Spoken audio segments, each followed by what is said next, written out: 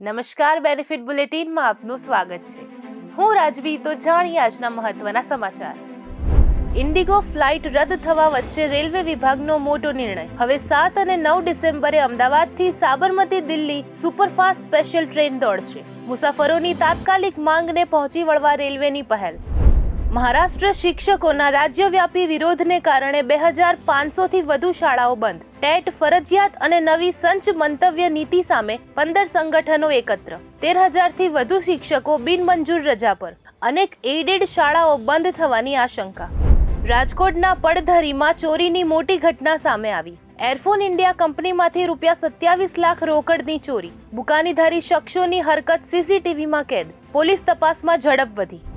ભુજના ભાવેશ્વર નગર નજીક ઇલેક્ટ્રોનિક સામાનના ગોડાઉનમાં ભીષણ આગ. ફાયર વિભાગની ટીમે સમયસર પહોંચી આગ પર કાબુ મેળવ્યો. આગનું કારણ અસ્પષ્ટ. ઘટનામાં મોટું નુકસાન થયાની શક્યતા.